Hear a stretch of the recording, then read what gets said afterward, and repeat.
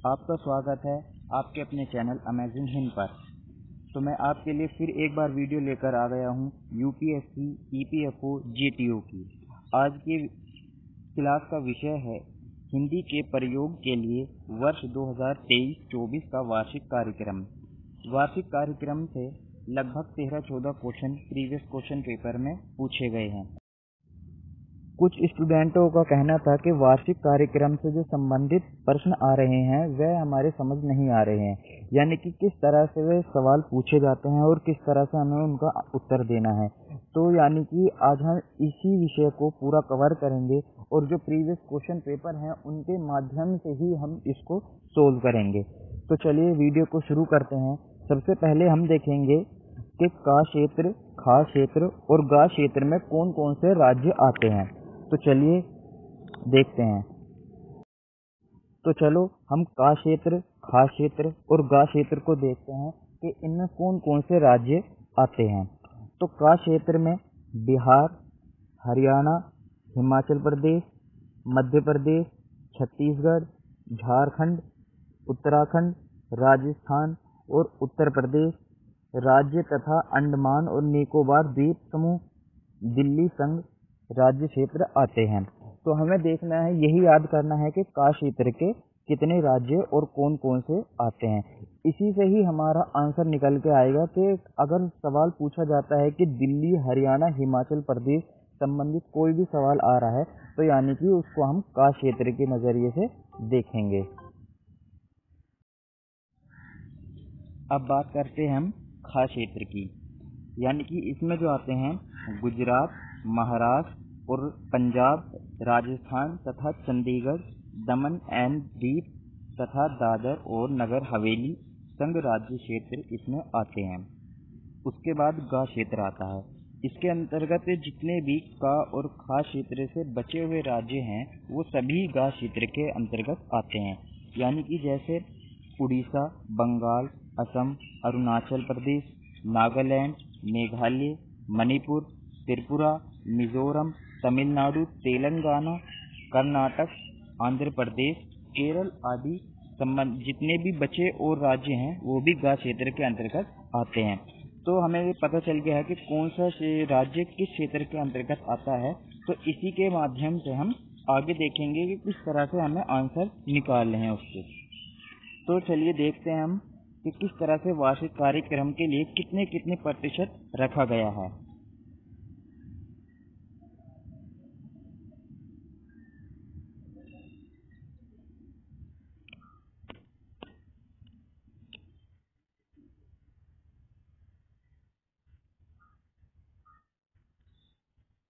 तो सबसे पहले जो दिखाया हुआ है का क्षेत्र, खा क्षेत्र और गा क्षेत्र के अलग अलग एक पैराग्राफ बनाया हुआ है और उन्हीं के फिर आगे परसेंटेज रखी गई है कि कितनी प्रतिशत किस क्षेत्र के लिए रखा गया है।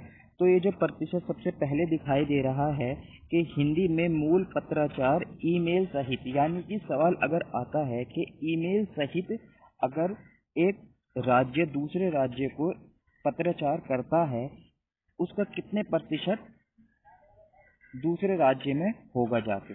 तो यानी कि अगर का क्षेत्र से जाके पत्राचार करता है ईमेल के माध्यम से तो उसका प्रतिशत होगा 100%।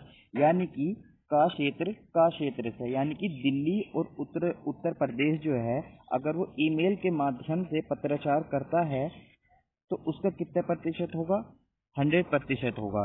तो ऐसे ही अगर का क्षेत्र गा क्षेत्र के माध्यम से पत्राचार करता है ईमेल के माध्यम से तो उसका प्रतिशत कितना होगा, 65, यानी कि 65% उसका होगा। तो हमें कैसे पता चलेगा कि गा क्षेत्र में और खा क्षेत्र में और का और गा क्षेत्र कौन कौन से हैं।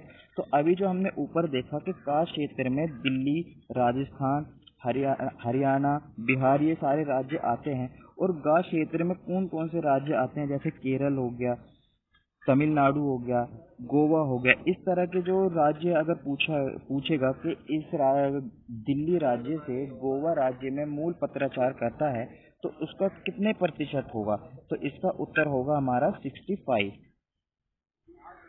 तो इतना समझ में आ गया होगा आपको। तो उसी तरह से अगर पूछता है खा क्षेत्र क्षेत्र से का क्षेत्र को अगर मूल पत्राचार ईमेल सहित के द्वारा करा जाता है तो उसका कितना प्रतिशत होगा। यानी कि इसने खा क्षेत्र में पूछा है। खा क्षेत्र में कौन कौन से राज्य आ जाते हैं, जैसे महाराष्ट्र जो है खा क्षेत्र में आता है, और महाराष्ट्र ने मूल पत्राचार किया का क्षेत्र से, यानी कि दिल्ली या उत्तर प्रदेश किसी भी का क्षेत्र के राज्य से, यानी कि का क्षेत्र के, तो उसका प्रतिशत कितना रखा गया है, तो उसका प्रतिशत रखा गया है 90। तो वहीं अगर वो पूछता है कि खा क्षेत्र का गा क्षेत्र से अगर मूल पत्राचार किया जाए तो वो कितने प्रतिशत उसका रखा जाएगा, यानी कि महाराष्ट्र का अगर गोवा से मूल पत्राचार होए तो उसका कितना प्रतिशत होगा, तो यहाँ पे होगा 55%। तो इसी तरह से हमें ये पूरा एक एक क्षेत्र को देखना है और उसके फिर किस किस तरह से उसमें मूल पत्राचार ईमेल के माध्यम से किया गया है उसको ध्यान में रखना है। तो यानी कि अगर हम का खा गा इन तीनों क्षेत्रों को अच्छे से ध्यान में रख लेंगे तो ये हमारे सारे आंसर निकल के आ जाएंगे। फिर ऐसे ही उसी तरह से अगर हम गा क्षेत्र का देखें, गा क्षेत्र में कौन कौन से राज्य आ जाते हैं, जैसे हम केरल को ले लेते हैं। केरल क्षेत्र ने का क्षेत्र से मूल पत्राचार ईमेल के सहित किया, तो यानी कि केरल ने दिल्ली से मूल पत्राचार किया तो उसका प्रतिशत कितना रखा जाएगा, तो ये रखा जाएगा 55%। सवाल में अगर यही सबसे पहले हमें यही देखना है कि कौन सा स्टेट पहले आया हुआ है, यानी कि अगर केरल राज्य से मूल पत्राचार ईमेल के सहित दिल्ली से कर रहा है तो यानी कि हम उसका 55% रखेंगे। तो गा क्षेत्र से कोई सा भी राज्य स्टेट अगर मूल पत्राचार कर रहा है तो यानी कि 55% उसका रखा ही रखा जाएगा।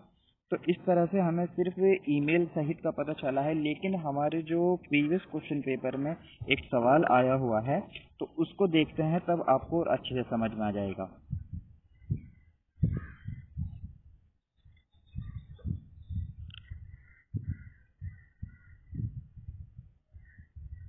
देखिए एक सवाल आया हुआ है, यदि केंद्र सरकार कोई कार्यालय गांधीनगर यानी गुजरात में स्थित, ये गुजरात कौन से उसमें आ जाता है आपका, खास क्षेत्र में स्थित है, तो उस कार्यालय में हिंदी टंकन करने वाले कर्मचारी एवं आशुलिपि की भर्ती के प्रयोग के लिए राजभाषा विभाग द्वारा जारी वर्ष 2022 और 23 का पूछा हुआ है, लेकिन हम कौन सा कर रहे हैं 23 और 24 का। कार्यक्रम में निम्नलिखित में से कौन सा लक्ष्य निर्धारित किया गया है, तो हम जो कर रहे हैं वो 2023 का कर रहे हैं, तो उसमें हमें देखना है, सबसे पहले हमने खास क्षेत्र देख लिया, अब उसके अंतर्गत कार्यालय में हिंदी टंकन करने वाले कर्मचारी एवं आशुलिपि की भर्ती के प्रयोजन के लिए राजभाषा विभाग द्वारा जारी जो कितना प्रतिशत रखा गया है, तो उसी के ही आधार पे हम इसको, गुजरात तो हमें खास क्षेत्र पता चल गया, लेकिन अब हमें पता देखना है कि आशुलिपि जो कर्मचारी हिंदी टंकन करने वाले कर्मचारी हैं उनका कितनी प्रतिशत रखा गया है, तो उसी को ही हम ऊपर जाके देखेंगे।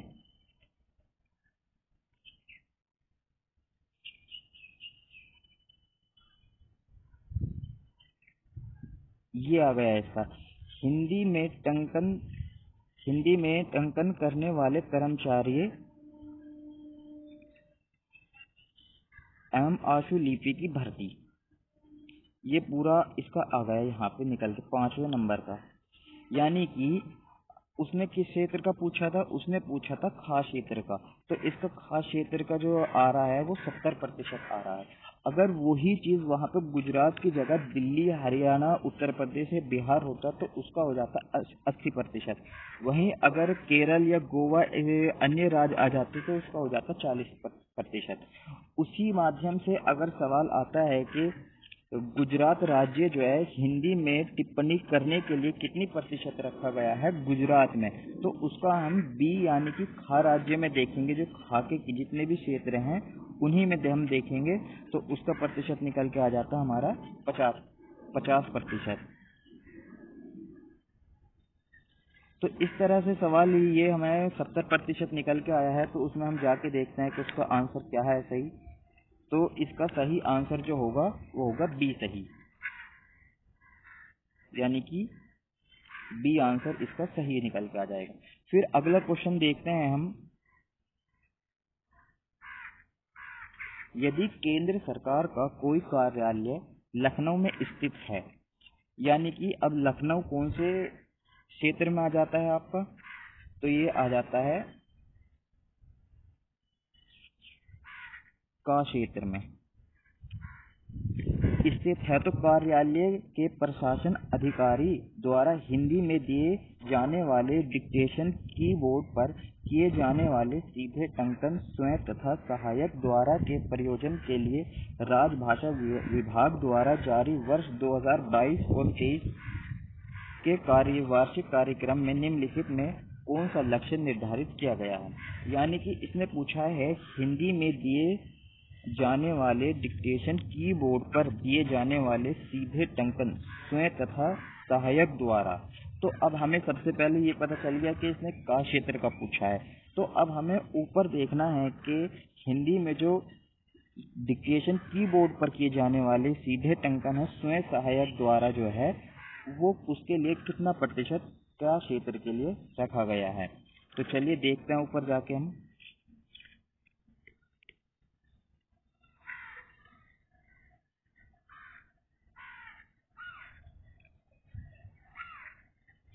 तो इसमें ये जो हिंदी में डिक्टेशन कीबोर्ड पर सीधे टंकन, ये हमारा छठा ऑप्शन इसमें देख लेंगे।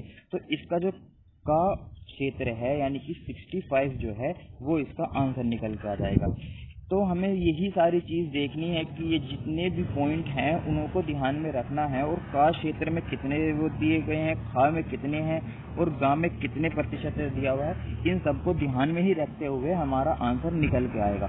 तो उम्मीद है कि आपको ये 2-3 सवाल समझ में आ गए होंगे। तो उसका सही आंसर जो होगा 65 होगा। अगर वहीं पे सवाल आता है कि गुजरात या पंजाब या चंडीगढ़ राज्य कोई सा भी आता खास क्षेत्र का, तो उसका कितने प्रतिशत होगा हिंदी में डिक्टेशन कीबोर्ड पर सीधे टंकन करते द्वारा, तो उसका होगा 55%। तो इस तरह से हमें पूरा, अगर गा क्षेत्र का पूछेगा तो उसका 30% आ जाएगा। तो ये सारा हमारा आंसर निकल के आता है। तो इसका सही आंसर जो निकल के आएगा वो आपका 65 आएगा। तो ये बी आंसर इसका सही है। उसके बाद तीसरा क्वेश्चन देखिए। यदि केंद्र सरकार का कोई कार्यालय पणजी यानी गोवा में, तो गोवा कौन से क्षेत्र में आ जाता है, गा क्षेत्र में। एक दो क्वेश्चन, एक का क्षेत्र से पूछा, एक खा क्षेत्र से पूछा, अब ये पूछ रहा है गा क्षेत्र से, यानी कि गोवा गा क्षेत्र में स्थित है। तो उस कार्यालय के किसी अधिकारी द्वारा हिंदी में दिए जाने वाले डिक्टेशन कीबोर्ड पर किए जाने वाले सीधे टंकन स्वयं तथा सहायक द्वारा के प्रयोजन के लिए राजभाषा विभाग द्वारा जारी वर्ष 2022-23 के वार्षिक कार्यक्रम में निम्नलिखित में से कौन सा लक्ष्य निर्धारित किया गया है।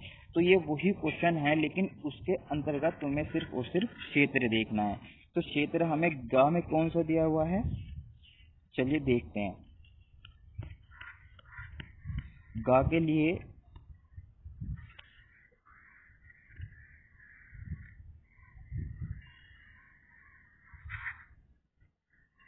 %30 दिया हुआ है।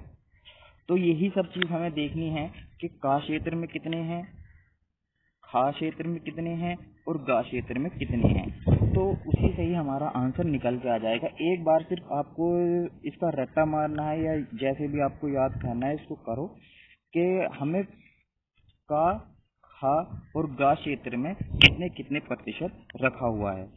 सिर्फ हमें सवाल को पढ़ना है। अगर आता है सवाल हिंदी में प्राप्त पत्रों का उत्तर हिंदी में दिया जाना, यानी कि हिंदी का कोई पत्र आया उसका जवाब सिर्फ हिंदी में ही दिया जाएगा, और क्षेत्र अगर का होगा, खा होगा या गा होगा, कोई भी क्षेत्र हो, उसके लिए सिर्फ और सिर्फ 100% रखा हुआ है। वहीं अगर पूछा जाता है कि द्विभाषी प्रशिक्षण सामग्री तैयार करना, यानी कि दो भाषाओं में कोई सामग्री तैयार करने के लिए कितना प्रतिशत रखा गया है, तो उसके लिए 100% रखा गया है तीनों ही क्षेत्रों में। तो ये अगर कहीं पे भी द्विभाषी क्षेत्र का कोई भी कार्य आता है तो उसके लिए हर जगह 100% दिया हुआ है। तो इसके लिए बस यही देखना है हमें कि कौन सा क्षेत्र कितने में आता है, उसकी कितनी प्रतिशत रखी हुई है। उसके बाद हमारे सारे ही आंसर ये सोल्व होते चले जाएंगे। उसके बाद देखते हैं हम कि वेबसाइट द्विभाषा हो, यानी कि अगर दो भाषाओं में वेबसाइट है तो उसके लिए कितनी प्रतिशत हमें रखा जाना चाहिए। तो उसके लिए भी मैंने कहा था कि भी द्विभाषी जहाँ पे भी आएगा उसके लिए 100% हर जगह दिख जाएगा। तो ये 100% द्विभाषा द्विभाषा के लिए अगर पूछा जाता है सवाल के गुजरात में वेबसाइट के माध्यम से दो भाषाओं में उसका प्रसार हो रहा है तो उसके लिए कितना प्रतिशत रखा गया है, तो इसका हो जाएगा 100%। तो इसी तरह से नागरिक चार्टर तथा जन सूचना बोर्ड आदि द्विभाषी, आ गया आपको द्विभाषी। जहाँ पे भी द्विभाषी दिखे तो आपको वहीं पर आंसर लगा देना 100%, चाहे वो का क्षेत्र हो, खा क्षेत्र हो या गा क्षेत्र हो। उसी तरह से अगर आप देखें कि विदेशों में कितने प्रतिशत रखा गया, अगर विदेशों का पूछा जाता है तो उसका भी हम एक बार देख लेते हैं। विदेशों में स्थित भारतीय कार्यालयों के लिए कार्यक्रम, यानी कि का, खा, गा इसके 4 पॉइंट दिए हुए हैं। हिंदी में पत्राचार भारत विदेश में स्थित केंद्र सरकार के कार्यालयों के साथ, यानी कि अगर सवाल आता है कि अमेरिका भारत से हिंदी में पत्राचार करना चाह रहा है तो उसके लिए कितना प्रतिशत रखा गया है, तो उसका आंसर जो होगा हमारा 50% होगा। या फिर कोई एक सवाल आता है कि अमेरिका भारत से फाइलों में पर हिंदी में टिप्पणी के लिए कितना प्रतिशत रखा गया है, तो उसके लिए भी 50% रखा गया है। इसी तरह से कंप्यूटर सहित सभी प्रकार के इलेक्ट्रॉनिक उपकरणों की द्विभाषी उपलब्धता, तो यहाँ पे भी द्विभाषी आ गया तो उसका आंसर क्या आ गया 100%। यानी कि कहीं भी दो द्विभाषी आए तो आपको वहीं पर पता चल जाएगा कि द्विभाषी के लिए हर जगह 100% रखा गया है। तो इस तरह से हमें ये पूरा पीडीएफ थोड़ा बहुत पढ़ने की जरूरत है। सिर्फ 13-14 पेजों की पीडीएफ है और इन 13-14 पेजों से ही हमारे 14-15 सवाल बन रहे हैं, तो इससे बड़ी बात क्या होगी। अब तो एडमिट कार्ड भी आ गया है, इसको बहुत अच्छे से पढ़ लें। इसमें इसकी जो पीडीएफ है आपको वेबसाइट पर या हमारे व्हाट्सएप ग्रुप में मिल जाएगी। इसमें जितने भी आपको ए टूल्स दिए हुए हैं, जितनी भी जानकारी इस पीडीएफ में दी गई है वो बहुत ही इम्पोर्टेंट है, आपका एक करंट अफेयर का काम करेगी, क्योंकि इसी से ही कम से कम 13-14 प्रश्न जो बने हैं वो करंट अफेयर के बिहाफ पे बने हैं। तो ये 23 और 24 का जो कार्यक्रम है इस पेपर की दृष्टि से बहुत महत्वपूर्ण हो जाता है। तो इसी तरह से आपको तीनों सवाल भी समझ में आ गए होंगे। अगर आपका कोई और इस तरह का प्रश्न है तो वो आप हमारे व्हाट्सएप ग्रुप में बता सकते हैं और उसका हम हल करके आपको समझाएंगे किस तरह से आपको परेशानी आ रही है और किस तरह से आपको समझना है, इसको पूरे चार्ट को किस तरह से समझना है। बस यही चीज आपको ध्यान में रखनी है कि गा क्षेत्र के कौन कौन से राज्य इसमें आ रहे हैं। तो उम्मीद करता हूँ आपको ये वीडियो अच्छी लगी होगी। अगर आपको अच्छी लगी है तो वीडियो को लाइक कर दीजिए, चैनल को सब्सक्राइब कर दीजिए ताकि हम आने वाली वीडियो आपके लिए बहुत जल्दी लेकर आ जाएं। धन्यवाद।